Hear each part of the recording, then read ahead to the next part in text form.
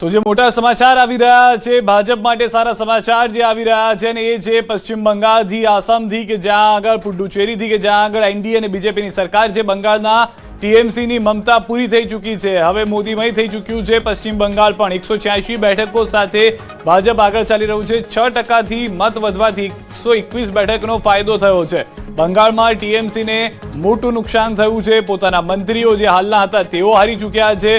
મોદીમય બંગાળમાં 6% જે vote swing થયું છે 6% વોટ સ્વિંગે 120 થી વધુ બેઠકોને અસર કરી દીધી છે। આ 2021ના દ્રશ્યો જોયા હતા ત્યારે ભાજપે બહુ પ્રયાસ કર્યા પરંતુ સફળ ન થઈ શક્યું। ઉદાસીનતા હતી અને ટીએમસી જે હતું તે 2021માં પણ આગળ આવ્યું અને ફરી એક વખત મમતા બેનર્જીએ મુખ્યમંત્રીના શપથ લીધા પરંતુ ત્યારબાદથી જાણે ભાજપે પ્રયાસ શરૂ કરી દીધા હોય તે પ્રમાણેના દ્રશ્યો જોવા મળ્યા। એ 5-6 વર્ષથી સતત પ્રયાસ થયા કે જે જીતની નજીક હોવા છતાં હારનો સામનો કરવો પડ્યો પરંતુ ભાજપે પીછેહટ ના કરી।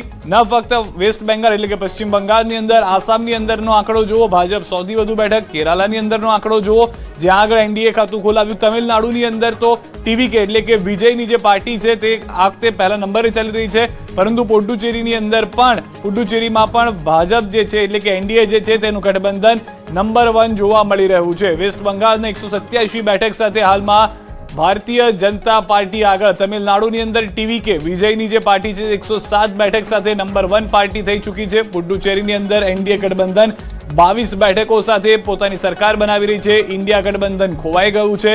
કેરળમની અંદરની એ પરિસ્થિતિ, આસામની અંદર 100થી વધુ બેઠકો જે છે તે ભાજપે એટલે કે બીજેપી પ્લસ જે પણ છે તેમને મેળવી લીધી છે જેમાં પણ ભાજપે બહુમત મેળવ્યા હોવાની જાણકારી છે। કેરાલાની અંદર લેફ્ટ જે છે તે હવે એક રીતે આમ જોવો તો દેશમાં બચેલી એકમાત્ર સ્ટેટ હતું લેફ્ટ માટેનું તે પણ હવે જતું રહ્યું છે। ત્યાં પણ યુડીએફ જે છે તે 98 બેઠક સાથે નંબર 1 પાર્ટી થઈ ચૂકી છે। આ રીતે કંઈક વિધાનસભાનું ચિત્ર જોવા મળશે આ પશ્ચિમ બંગાળની અંદર કે જ્યાં આગળ ભગવો લહેરાઈ ચૂક્યો છે। કેસરીઓ જ કેસરીઓ જોવા મળશે। વેસ્ટ બેંગાલની અંદર 293 માંથી 289 બેઠકોના જે મતગણતરી હાલમાં આંકડા આવી રહ્યા છે તે પ્રમાણેનો આંકડો જોવા મળી રહ્યો છે ને મોટાભાગની જે બેઠકો છે તે ભાજપ પોતાની તરફ કરતું પણ જોવા મળી રહ્યું છે। સૌથી વધારે મહત્વની વાત એ છે કે 187 બેઠક ભાજપના ઇતિહાસમાં જે વિચાર્યું પણ કદાચ ના હોય કેટલાક નેતાઓએ, જો કે ગૃહમંત્રી અમિત શાહ તરફથી, પ્રધાનમંત્રી નરેન્દ્ર મોદી તરફથી, શુભેન્દુ અધિકારી તરફથી આ તમામ લોકોએ દાવો કર્યો હતો કે 2/3 બહુમતીમાં જીતી રહ્યા છે। પહેલા ફેઝની અંદર જે મતદાન થયું છે અમે તો તેમાં જ સરકાર બનાવી રહ્યા છીએ, તેટલી બેઠકો આવશે, જે દાવો હતો તે હવે પૂર્ણ અહીંયા આગળ આંકડાઓ પ્રમાણે જોવા મળી રહ્યો છે। મમતા બેનર્જી ખુદ એક સમય એવો હતો કે પોતાની બેઠકથી પાછળ ચાલી રહ્યા હતા જે અત્યારના હાલમાં ખૂબ જ નાના માર્જિનથી આગળ ચાલી રહ્યા હોવાની જાણકારી છે પરંતુ 100નો આંકડો 3 ડિજિટમાં પણ ટીએમસી ન આવે પશ્ચિમ બંગાળમાં 15 વર્ષ બાદ તે જોવા મળી રહી છે પરિસ્થિતિ। અહીંયા આગળ સ્થાનિક સ્વરાજની અંદર યુસુફ પઠાણ કે જેઓ ટીએમસીના સાંસદ છે એમની એ પ્રતિક્રિયા યાદ આવે છે કે જેમણે કહ્યું હતું કે ગુજરાતની અંદર 50-60 વર્ષ સુધી બીજેપીને કોઈ હટાવી શકે તેમ નથી અને આ રીતે જ પશ્ચિમ બંગાળની અંદર ટીએમસીને હટાવી શકે એમ નથી પરંતુ હવે ચિત્ર બદલાઈ ગયું છે। વેસ્ટ બંગાળને લઈને હવે આપને જણાવી દઈએ કે જે આંકડો જોવા મળી રહ્યો છે આ દ્રશ્યોમાં આપ જોશો તો ખ્યાલ આવશે કઈ રીતની પરિસ્થિતિ છે હાલમાં ભારતની અંદરનો આ મહત્વનો ભાગ કે જે ચિકન નેકના કારણે પણ ચર્ચામાં રહ્યો વેસ્ટ બંગાળ કે જ્યાં આગળથી બાંગ્લાદેશના ઘૂસણખોરોને રોકવાની પણ વાત હતી। આ વખતે જનતાએ કહ્યું કે અમે બીજેપી સાથે છીએ। 187 બેઠક લઈને આવ્યું છે અને અત્યારના પણ આંકડાઓ બદલાઈ રહ્યા છે જેમાં વધારો થઈ રહ્યો છે જ્યારે ટીએમસી ફક્ત 98 બેઠક સુધી સીમિત થઈ ગયેલું જોવા મળી રહ્યું છે। આ તરફ વાત કરીએ તમિલનાડુની અંદર કે જેમાં ટીવીકે વિજયની જે પાર્ટી છે તે સૌથી મોટી પાર્ટી 108 બેઠકો સાથે જોવા મળી રહી છે। એડીએમકે પ્લસ 65 બેઠક, ડીએમકે પ્લસ જે છે તે 61 બેઠક સુધી સીમિત જોવા મળી રહી છે જ્યારે કે એનટીકે કે અધરને અહીંયા આગળ મોકો પણ મળ્યો નથી। ત્યારબાદ તમિલનાડુનું જે ચિત્ર હતું એ સ્પષ્ટ થયા બાદ આસામની વાત કરીએ કે જ્યાં પણ હેમંત બિસ્વ શર્મા કે જેઓ સતત પ્રયાસ કરતા રહ્યા, બીજેપી પ્લસ જે છે તે 100 બેઠકો લઈને આવ્યું છે અને જેમાં પણ બહુમત સાથે બીજેપી પોતે આવી ગયું છે। બીજી તરફ કોંગ્રેસ અહીંયા આગળ પોતાનો ફરી એક વખત ધરાતલ પરથી વિશ્વાસ ગુમાવતું હોય તેવું લાગી રહ્યું છે। 23 બેઠકો પર સીમિત થઈ ગયું છે। કેરાલાની અંદર જે લેફ્ટિસ્ટ છે તેઓ હવે એકમાત્ર દેશની અંદર કેરાલા એવું હતું કે જ્યાં આગળ લેફ્ટ બચ્યા હતા એટલે એ પણ પૂરા થતા જોવા મળી રહ્યા છે। એલડીએફ 38 પર આવી ગયું છે, યુડીએફ 98 બેઠક પર પહેલા નંબરની પાર્ટી બની ચૂક્યું છે। 140 બેઠકોમાંથી આ પ્રકારનું જે સમીકરણ છે તે જોવા મળી રહ્યું છે। પુડુચેરી કે જેમાં પણ એ રીતની જ પરિસ્થિતિ જોવા મળી હતી। આ તમામ રાજ્યોની બેઠકોના આંકડા અમે આપને બતાવી રહ્યા છીએ જેમાં કેરાલા જે છે તે 98માં આપ જોશો તો તમને ખ્યાલ આવશે કે 98 બેઠક સાથે યુડીએફ જે છે તે નંબર 1 પાર્ટી બની ચૂક્યું છે. પરંતુ જે 5 રાજ્યોની ચર્ચા હતી તેમાં સૌથી વધારે નજર હતી પશ્ચિમ બંગાળ ઉપર કે શું આ વખતે પશ્ચિમ બંગાળમાં ભાજપ કંઈક કાઠું કાઢશે. પરંતુ આખું પશ્ચિમ બંગાળ કાઢી લીધું છે ભાજપે, તે રીતની પરિસ્થિતિ હાલમાં આંકડાઓ બતાવી રહ્યા છે. વેસ્ટ બંગાળની 187 બેઠકો ભાજપ અને 3 ડિજિટમાં પણ જોવા નથી મળતું ટીએમસી. તો બંગાળના પરિણામ અંગે અગાઉ અમિત શાહે નિવેદન આપ્યું હતું, જે અત્યારે સાચું સાબિત થઈ રહ્યું છે. ચૂંટણી પ્રચાર દરમિયાન શાહે આપ્યું હતું નિવેદન. તેઓએ કહ્યું હતું કે 4 તારીખે વોટિંગ શરૂ થશે, 8 વાગે બેલેટ બોક્સ ખુલશે, 9 વાગે પહેલો રાઉન્ડ અને 1 વાગે દીદીને टाटा बाय बाय. भाइयों बहनों, 4 मई को सुबह काउंटिंग चालू होगी. 8 बजे बैलेट बॉक्स खुलना शुरू होगा. 9 बजे पहला राउंड, 10 बजे दूसरा राउंड, 1 बजे काउंटिंग समाप्त और बीबी दीदी टाटा गुड बाय. તો દીદીને ટાટા ગુડ બાય કહી દીધું છે પશ્ચિમ બંગાળની જનતાએ. જે અમિત શાહે કહ્યું હતું તે પ્રમાણેની પરિસ્થિતિ જે છે તે અહીંયા જોવા મળી રહી છે. અને જે આંકડાઓ જે વેસ્ટ બંગાળના તે સતત બદલાતા, તે માટે હવે ભાજપ તરફી જોવા મળી રહ્યા છે. કારણ કે જે ટીએમસી જે છે તે અહીંયા આગળ 97 પર આવી ગઈ છે. કોંગ્રેસ ખાતું પણ નથી ખોલાવી શકી. લેફ્ટ 2 બેઠક ઉપર સીમિત રહ્યું છે.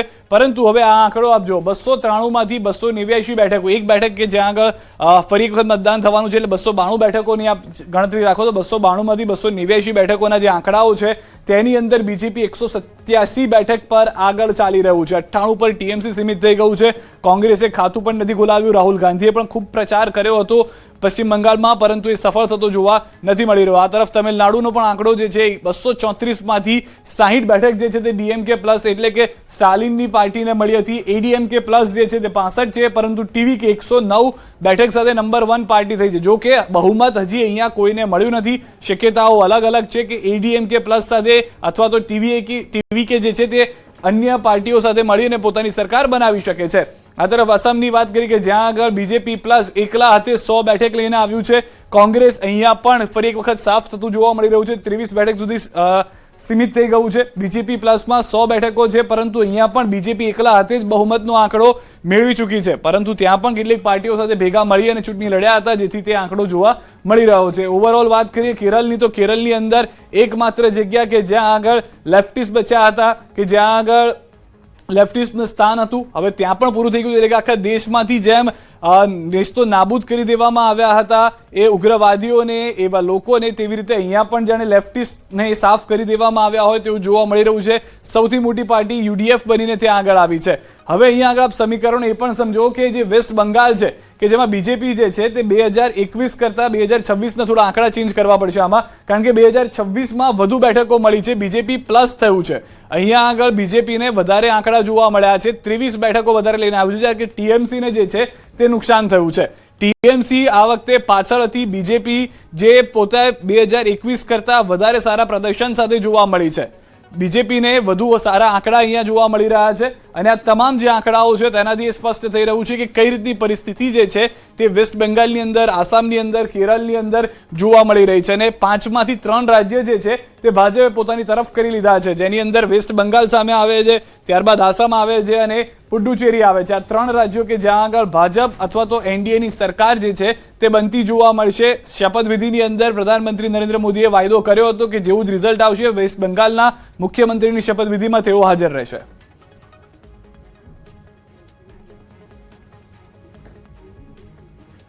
તો ઉમરેઠ વિધાનસભા પેટા ચૂંટણીને લઈને મોટા સમાચાર. ભાજપના હર્ષદ પરમારની ભવ્ય જીત થઈ છે. ઉમરેઠમાં 30,500 મતથી હર્ષદ પરમારની જીત થઈ છે. 6 ઉમેદવારો મેદાનમાં હતા. આણંદ જિલ્લાની ઉમરેઠ વિધાનસભાની પેટા ચૂંટણી બેઠક ઉપર બાપ કરતા બેટો સવાયો નીકળ્યો છે. પુત્રએ પિતાની લીડનો રેકોર્ડ તોડી દીધો છે.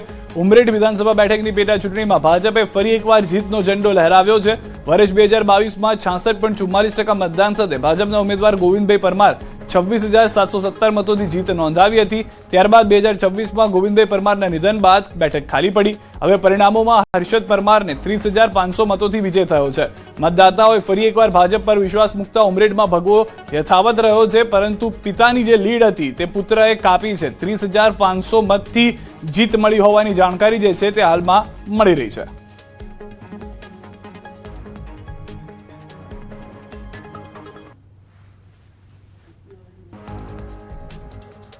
અને સમાચાર પર હવે નજર કરીએ. ધોરણ 12નું પરિણામ જાહેર થયું છે. ધોરણ 12 સામાન્ય અને સામાન્ય પ્રવાહનું, સાયન્સની સાથે સાથે સામાન્ય પ્રવાહનું પણ પરિણામ જાહેર થયું છે. ધોરણ 12 સાયન્સનું 84.33% પરિણામ આવ્યું છે.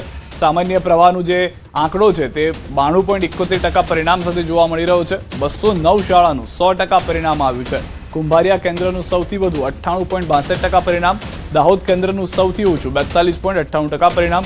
સૌથી વધુ પરિણામ ધરાવતો જિલ્લો મોરબી છે 94.85% પરિણામ સાથે. સૌથી ઓછું 57.44% પરિણામ દાહોદ જિલ્લાનું છે. A1 ગ્રેડ મેળવનાર વિદ્યાર્થીઓની સંખ્યા 1576 થઈ હોવાની જાણકારી મળી રહી છે.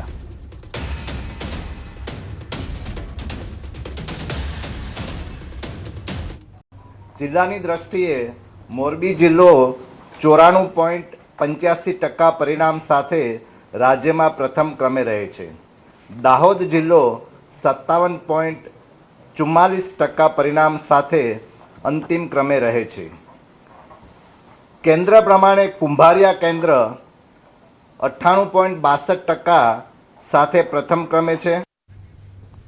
તો આ તરફ ધોરણ 12 સાયન્સના પરિણામમાં એક અનોખી સફળતા સુરતમાં જોવા મળી છે, જેની કહાની પણ સામે આવી. બેંકમાં કોન્ટ્રાક્ટ આધારિત કામ કરતા કર્મચારીની પુત્રી નંદિની ગુજરાત સાયન્સ ટોપર બની છે. તેણીએ કુલ 500માંથી 479 માર્ક્સ મેળવીને 95.80% સાથે ઉત્તમ પ્રદર્શન કર્યું છે. ભાડાના રૂમમાં રહેતા પરિવારમાંથી આવતી નંદિનીએ પોતાની મહેનત અને સમર્પણથી સફળતા મેળવી છે. ધોરણ 12 કોમર્સ અને સાયન્સનું પરિણામ આજે આવ્યું છે. ત્યારે એક સામાન્ય પરિવારની દીકરી કે જે જાણે છે કે અભ્યાસ વગર હવેના જમાનામાં ચાલે એવું નથી, ત્યારે તેને જે સાયન્સ છે એમાં ટોપર બની છે. આપણે સીધા એની સાથે વાત કરીશું. બેટા, શું નામ છે તારું, કેટલા માર્ક આવ્યા છે અને પરિવાર શું કરે છે? મારું નામ છોટાળા નંદિની કિશોરભાઈ છે. મારે બોર્ડમાં 100 આઉટ ઓફ 100 મેથ્સમાં, 100 આઉટ ઓફ 99 કેમેસ્ટ્રીમાં, ઓવરઓલ 479 અને ગુજકેટમાં 118.75 માર્ક્સ આવ્યા છે. અને મારા ફાધર બેંકમાં કોન્ટ્રાક્ટ પર કામ કરે છે અને મારા મધર ટેલરિંગ કરે છે. સામાન્ય પરિવાર છે, ભાડાના મકાનમાં રહો છો, શું વિચારો છો? આટલું બધું અભ્યાસ કર્યો છે, સારું પરિણામ આવ્યું, હવે શું? એક ગોલ છે IITમાં જવાનું છે અને ત્યાંથી સારી એવી જોબ. પરિવાર સામાન્ય છે, પિતા કોન્ટ્રાક્ટ પર નોકરી કરે છે, તો આટલી બધી ભણવાની પ્રેરણા ક્યાંથી, કેમ આટલું બધું? મારા મધર અને ફાધર બંને બહુ હાર્ડવર્કિંગ છે, તો એના કારણે ઇન્સ્પિરેશન મળતી રહે કે નહીં, આપણે પણ મહેનત કરીને સારું ભવિષ્ય બનાવવાનું છે. સાયન્સની વાત કરવા જોઈએ તો 459 આખા સુરત જિલ્લાના A1 ગ્રેડ, જેમાંથી 159 એટલે એવું કહી શકાય કે 35% A1 ગ્રેડ માત્ર ને માત્ર આશાદીપ ગ્રુપ ઓફ સ્કૂલે આપ્યા છે આજે. અને આ બંને વિદ્યાર્થી ગુજરાત ટોપમાં સંભવિત છે અને બંને ખૂબ જ સારું પરિણામ મેળવ્યું છે. આજના આવનારા ભવિષ્યમાં અભ્યાસનું કેટલું મહત્ત્વ છે, જેને લઈને આ પરિવારની પ્રેરણાથી બાળકો આગળ વધતા હોય છે. ત્યારે આ દીકરીએ જે પ્રકારે સામાન્ય પરિવારની દીકરીએ સાયન્સમાં ટોપ કર્યું છે અને હવે કારકિર્દી માટે આગળ વધવા માટેની તૈયારી કરી રહી છે. કેમેરામેન જીગર ગોલ સાથે કીર્તેશ પટેલ, ન્યૂઝ 18 ગુજરાતી, સુરત.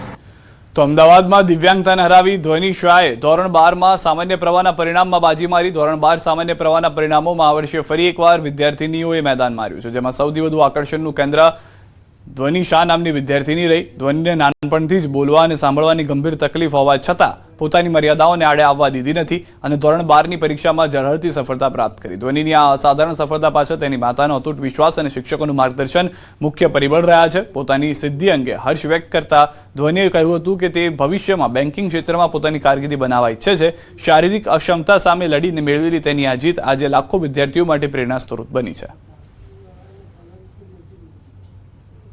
12 સામાન્ય પ્રવાહનું પરિણામ જાહેર થયું છે અને વિદ્યાર્થીઓ પરિણામ જાણી અને જે ખુશી મેળવી રહ્યા છે, પરિવારોમાં પણ ખુશીનો માહોલ જોવા મળી રહ્યો છે. આપણી સાથે એક એવી વિદ્યાર્થીની છે, સામાન્ય વિદ્યાર્થીઓ કરતાં આ વિદ્યાર્થીની થોડી અલગ છે, કારણ કે તેને નાનપણથી જ સાંભળવામાં અને બોલવામાં તકલીફ છે. ધ્વની શાહ છે, નાનપણથી જ જોકે પોતે હોશિયાર છે અને એ જ હોશિયાર હોવાના કારણે તેનું પરિણામ જે છે તે 96% જે છે તેને આવ્યા છે. ધ્વની આપણી સાથે છે, ધ્વની પાસેથી જાણીશું. બેટા, શું પરિણામ આવ્યું છે અને શું મહેનત હતી?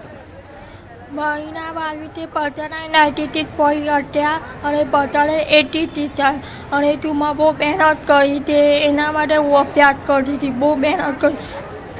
ત્યાર પહેલાં ના આવડે તો હું ફરીથી પૂછતી તો કે એક્ઝામને દિવસે રેગ્યુલર એક્ઝામ આપી હતી અને એક્ઝામના દિવસે આખી રાત પડતી હતી. સ્કૂલનો અને સ્કૂલનો સપોર્ટ સારો મળતો હતો. પૂરો સપોર્ટ સારું કર્યું છે. ઓકે, હવે ધ્વનિ આગળ શું કરવું છે?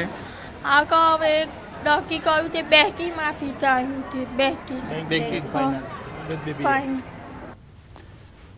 ગુજરાતમાં ધોરણ 12 કોમર્સનું પરિણામ જાહેર થતા આ વર્ષે રેકોર્ડ તૂટી ગયો છે. સુરતની આશાદીપ સંસ્થાની વિદ્યાર્થીની અક્ષરા સુતરિયાએ 700માંથી 687 માર્ક મેળવી સમગ્ર રાજ્યમાં પ્રથમ સ્થાન મેળવ્યું છે. 98% સાથે તેણી અત્યાર સુધીનું સર્વોચ્ચ પરિણામ નોંધાવ્યું છે. અક્ષરાની આ સિદ્ધિથી પરિવાર અને શાળામાં આનંદનો માહોલ છે, સાથે જ અન્ય વિદ્યાર્થીઓ માટે પ્રેરણારૂપ બની છે. ધોરણ 12 સાયન્સ અને કોમર્સનું પરિણામ આવી ગયું છે, ત્યારે સુરતની એક દીકરી કે જેને રેકોર્ડ તોડ્યો છે. શું રેકોર્ડ છે આપણે પહેલા જાણવાનો પ્રયાસ કરીશું તેમના શિક્ષક ભાઈથી. મહેશભાઈ, શું રેકોર્ડ હતો અને શું તોડ્યો? અત્યાર સુધી કોમર્સ સ્ટાર્ટ થયું છે, જ્યાં સુધી જે ગુજરાત બોર્ડનો રિઝલ્ટ આવે છે ત્યાં સુધીમાં 686 આઉટ ઓફ 700નો જે એક રેકોર્ડ હતો એ આજે આશાદીપ ગ્રુપ ઓફ સ્કૂલે 687 માર્ક્સ મેળવી 700માંથી એને રેકોર્ડ બ્રેક કર્યો છે. એટલે અત્યાર સુધી બોર્ડમાં તો એ ફર્સ્ટ હશે જ, પણ અત્યાર સુધીનો રેકોર્ડ છે 687 માર્ક્સનો.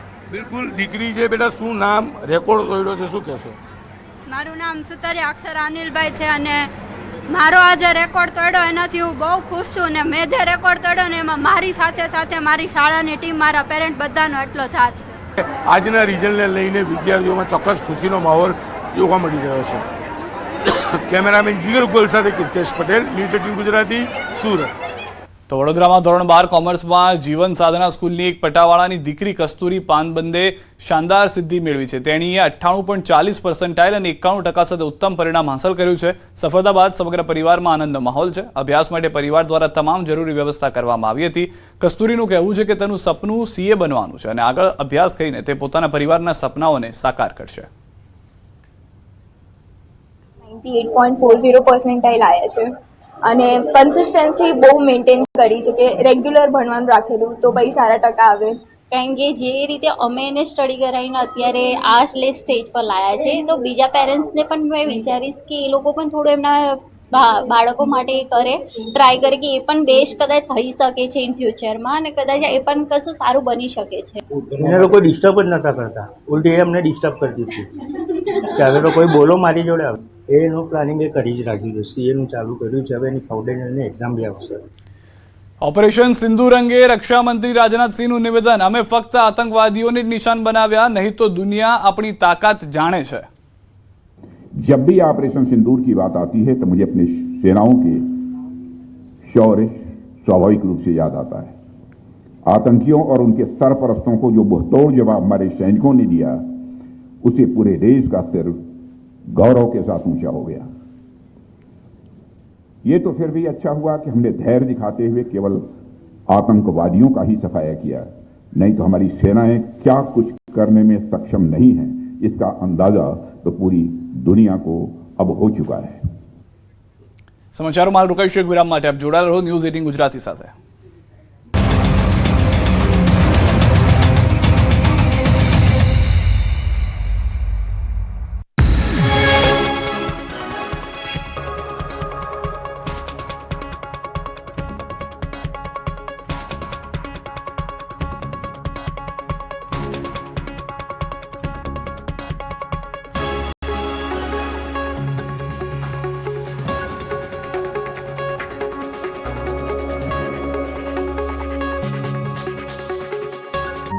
તો સૌથી મહત્વપૂર્ણ સમાચાર પશ્ચિમ બંગાળ, જેના પર દેશની નજર છે, દુનિયાની પણ નજર છે કે દીદીનું શું થશે. તો એ આંકડા મારફતે જ આપણે ખ્યાલ આવી જાય છે. જે આંકડામાં છે, બીજેપી સતત રેસમાં આગળ ચાલી રહી છે. હાલના વલણમાં બંગાળમાં TMC 99 બેઠક પર આગળ છે, એટલે કે 100 ની નીચે છે. હાલના વલણમાં બંગાળમાં કોંગ્રેસને એક પણ બેઠક નહીં અને હાલના વલણમાં બંગાળમાં અન્ય 4 બેઠક પર આગળ છે. એટલે અન્ય જે પક્ષમાંથી ઉભા રહ્યા હતા, અન્ય સેપરેટ જે ઉભા રહ્યા છે, તે 4 બેઠક પર આગળ છે. ભાજપને અહીંયા ક્લીન અહીંયા બહુમતી મળતી દેખાઈ રહી છે. 183 બેઠક પર બીજેપી આગળ અત્યારે છે અને TMC 99 બેઠક પર હમણાં 98 હતા, 99 એટલે કે 100 ની અંદર અત્યારે TMC ચાલી રહી છે. સવાલ છે કોંગ્રેસ એક પણ બેઠક પર નથી, અન્ય 4 બેઠક પર છે.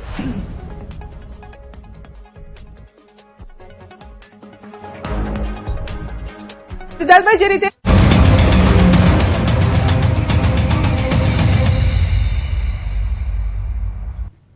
વલસાડથી સમાચાર. વલસાડ જિલ્લામાં ચોંકાવનારી ઘટના બની છે. ઉમરગામમાંથી દમણ રોડ પર હાઈવે પર સોનું વિખેરાયું હોવાની અફવા ફેલાઈ હતી અને પછી લોકો રસ્તા પર સોનું વિખેરાયું હોવાનું સમજીને દોડી ગયા. નારગોલથી દમણ સુધીના કોસ્ટલ હાઈવે પર પીળા કલરની ધાતુના ટુકડાઓ વિખેરાયા હોવાથી લોકોએ આ પીળા ટુકડાના ધાતુને સોનું સમજી અને તેને શોધવાની હોડ મચાવી ગઈ હતી. કોસ્ટલ હાઈવે પર ઠેર ઠેર આવી રીતે લોકો સાવરણા અને અન્ય વસ્તુઓ લઈ અને હાઈવેની સાફ સફાઈ કરી હાઈવે પર વિખેરાયેલા ધાતુના પીળા ટુકડાઓને શોધતા જોવા મળ્યા હતા. જોકે આ વિસ્તારના અગ્રણીઓના મતે સવારે નારગોલથી દમણ જતા કોસ્ટલ હાઈવે પરથી પસાર થતા કોઈ વાહનમાંથી પીળી ધાતુના ટુકડાઓ આ રીતે રોડ પર વિખેરાયા હતા. પરંતુ આ ધાતુઓને સોનું સમજી અને લોકોએ સાફ સફાઈ જાણે રસ્તા પર શરૂ કરી દીધી હોય તેમ સાવરણા લઈને પહોંચી ગયા હતા. એક ટેમ્પો પસાર થઈ રહ્યો હતો, એમાંથી સોનેરી ટુકડા, નાના નાના ટુકડા ક્રશ રસ્તા ઉપર વિખરાયા. આ કચરો ટેમ્પામાંથી છેક નારગોલથી લઈને મરોલી સુધી પડેલો. એ ચમકીલો હોય, લોકો એને સોનું માની લીધું, કોઈ એને કોપર માની લીધું, તો એને વેચીને પૈસા કમાવાની લાલચે કેટલાક સ્થાનિક લોકો સવારથી રસ્તા ઉપર ઝાડુ કે અન્ય સાધનથી એને એકત્રિત કરીને આ ભંગાર ઉચકવાનું જોખમમાં રસ્તાઓ પર કાર્ય કરી રહ્યા છે. દ્વારકાના ભાણવડ શહેરમાં નગરપાલિકા કચેરી નજીક બે કાર વચ્ચે જોરદાર અકસ્માત સર્જાયો. ટક્કર એટલી ભયાનક હતી કે વાહનોને ભારે નુકસાન પહોંચ્યું હતું. અકસ્માતની ઘટના સીસીટીવી કેમેરામાં કેદ થઈ હતી, જેમાં બંને કાર પૂર ઝડપે આવીને એકબીજા સાથે અથડાતી નજરે પડે છે. પરંતુ સદનસીબે આ દુર્ઘટનામાં કોઈ જાનહાની નોંધાઈ નથી. અકસ્માત બાદ બંને કાર ચાલકો વચ્ચે ઉગ્ર બોલાચાલી સર્જાઈ હતી. તો દ્રશ્યોમાં પણ આપ જોઈ રહ્યા છો કઈ રીતે અકસ્માત થાય છે. ભાણવડમાં બે કાર વચ્ચેનો અકસ્માત સીસીટીવીમાં કેદ થયો છે. સમગ્ર ઘટના સીસીટીવીમાં કેદ થતા સ્પષ્ટ જોવા મળી રહ્યું છે કે કોઈ મોટી જાનહાની નથી થઈ, નહીં તો વધુ નુકસાન થઈ શકતું હતું, જીવ પણ જઈ શકે તેમ હતા. રાજકોટના જેતપુરમાં સગીરાની છેડતી કરનારને પોલીસે પાઠ ભણાવ્યો છે. સગીરતાની જે છેડતી કરી હતી તે આરોપીનું જેતપુર શહેરના માર્ગો પર જાહેરમાં સરઘસ કાઢવામાં આવ્યું. આરોપીને શહેરના રસ્તાઓ પર ફેરવીને પોલીસે જાહેરમાં કાયદાનું ભાન કરાવ્યું. લુખ્ખા તત્વો અને રોમિયોગીરી કરતા શખ્સોમાં કાયદાનો ડર બેસાડવા સિટી પોલીસની આખરી કાર્યવાહી જોવા મળી રહી છે. પોલીસની આ ધાકડ કાર્યવાહીથી દીકરીઓની છેડતી કરતા અસામાજિક તત્વોમાં ફફડાટ ફેલાયો છે.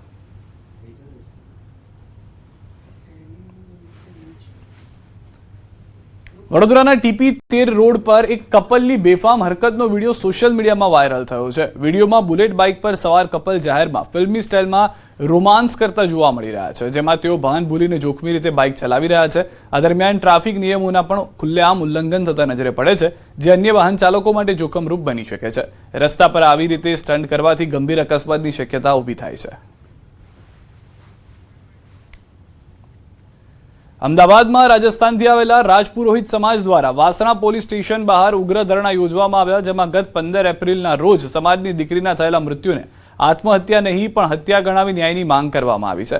પરિવારનો ગંભીર આક્ષેપ છે કે 11 વર્ષ અગાઉ લગ્ન કરનાર ગીતાને દહેજ માટે માનસિક ત્રાસ આપી અવારનવાર મારપીટ કરવામાં આવતી હતી અને હાલ પોલીસ તેના પતિ કોન્સ્ટેબલ અર્જુનસિંહને બચાવવાનો પ્રયાસ કરી રહી છે. આ મામલે હજુ સુધી મૃતકના ફોન કે લેપટોપની તપાસ ન થઈ હોવાથી રોષે ભરાયેલા પરિવારે સમગ્ર કેસની તપાસ ક્રાઇમ બ્રાન્ચને સોંપવાની માંગ કરી છે.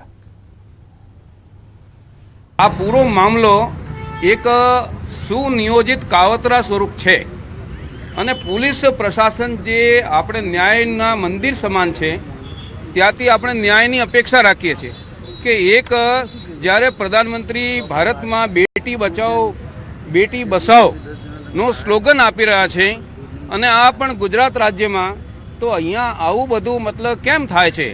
इससे पहले भी 2-3 बार गीता बहन ने पुलिस कार्रवाई करने की कोशिश की, वही इनकी कहीं कोई जांच में नहीं है. 100 नंबर पे कॉल किया, वो भी कहीं पे जांच पुलिस रिकॉर्ड में नहीं है. एक बार गुमशुदगी की रिपोर्ट, वो भी कहीं जांच में नहीं है.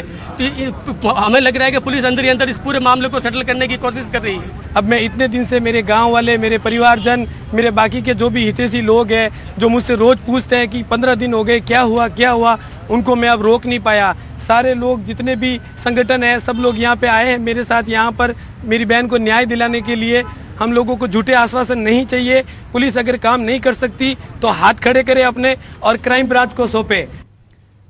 વલસાડના શાકભાજી માર્કેટ વિસ્તારમાં ધોળા દિવસે થયેલી લૂંટનો ભેદ ઉકેલાયો છે. લૂંટારુઓએ એક ફ્લેટમાં મહિલા અને કામવાળા બેનને બંધક બનાવી 3.5 લાખથી વધુની લૂંટ ચલાવી હતી. હવે આ કેસમાં પોલીસે 4 આરોપીઓને મુદ્દામાલ સાથે ઝડપી પાડ્યા છે. ચોંકાવનારી વાત તે છે કે આ લૂંટનો માસ્ટરમાઇન્ડ એ જ વ્યક્તિ નીકળ્યો જે પહેલા આ બિલ્ડિંગમાં કલરનું કામ કરી રહ્યો હતો.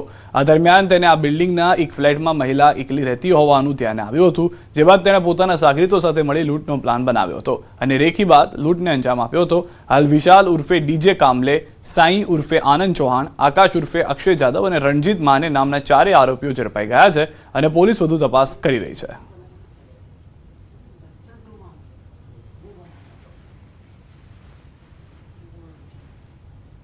જોડ ને બંગડી ને બધું તે કાઢી આપ્યું. એક ભાઈ હિન્દી બોલતા હતા અને 2 જણા ગુજરાતી બોલતા હતા. દેખાવમાં તો આપણા વલસાડના હોય તેવું જ લાગતું, ગુજરાતના હોય તેવું જ લાગતું. કેશ લઈ ગયા, ફોન લઈ ગયા, 3 ફોન લઈ ગયા. રોકડ કેશ હતા 60-70 હજાર ને સોનું ને બધું મળીને 5-1 લાખ. અને બનાવના 5-1 દિવસ પહેલા એ લોકો આવી અને ઘરની રેખી કરવાનું ચાલુ કરેલું હતું. ઘરે કોણ ક્યારે આવે છે, કોઈ જાય છે, અને એ લોકોએ જણાવ્યું કે માત્ર કામવાળી આવે છે તે દરમિયાન બારણું ખુલ્લું હોય છે માત્ર ચાલતું હોય ત્યારે. અને એ લોકોએ આ મોકાનો ફાયદો ઉઠાવી 28 તારીખના રોજ ઘરમાં ઘૂસી ચપ્પાની લૂંટ કરેલી હતી. આ લૂંટ કર્યા બાદ એ લોકો અહીંથી ભાગી અને ઇન્દોર જતા રહ્યા હતા અને જેથી આપણે પોલીસની ટીમને સૂચના ખબર પડતા આપણે ત્યાંથી જઈને હસ્તગત કરેલ છે અને ચોરીનો મુદ્દાબાદ જે 3,86,000 જેવો ગયો હતો એ પૈકી 3,26,000 જેટલો મુદ્દાબાદ હસ્તગત કરેલ છે. અરવલ્લીમાં ભાજપ દ્વારા એક જિલ્લા પંચાયત, 4 તાલુકા પંચાયત અને 2 નગરપાલિકા માટે સેન્સ પ્રક્રિયા હાથ ધરાઈ. મોડાસાના કમલમ ખાતે યોજાયેલી આ પ્રક્રિયામાં પ્રદેશમાંથી માજી ધારાસભ્ય આત્મારામ પરમાર, પૂર્વ પ્રદેશ કારોબારી સભ્ય રેખાબેન ડુંગરાણી તેમજ પ્રદેશ ભાજપના ઉપપ્રમુખ હર્ષદ પટેલ હાજર રહ્યા હતા. નિરીક્ષક ટીમ દ્વારા સમગ્ર સેન્સ પ્રક્રિયા પારદર્શક રીતે હાથ ધરવામાં આવી હતી. તો ભાજપની સેન્સ પ્રક્રિયાની અંદર તમામ ઉમેદવારો કે જે જીતીને આવ્યા છે તે હવે પોતાની તરફથી કોને જિલ્લા પ્રમુખ તરીકે અથવા તો જિલ્લા પંચાયત, તાલુકા પંચાયતની અંદર પ્રમુખ પદ મળે તે માટે દાવેદારી કરી રહ્યા છે, પોતાનો મત જે છે તે આપી રહ્યા છે. તાલુકા પંચાયત, જિલ્લા પંચાયત અને નગરપાલિકાના પ્રમુખ અને ઉપપ્રમુખ માટેની આજે સેન્સ પ્રક્રિયા ચાલી રહી છે અને ત્યાંથી અમારે પ્રમુખ અને કારોબારી અધ્યક્ષના નામો પ્રદેશ નક્કી કરશે. અરવલ્લી જિલ્લાના નિરીક્ષકો અત્યારે સેન્સ પ્રક્રિયા લઈ રહ્યા છે. સમાચારોમાં અત્યારે બસ આટલું જ. આપ જોતા રહો ન્યૂઝ 18 ગુજરાતી.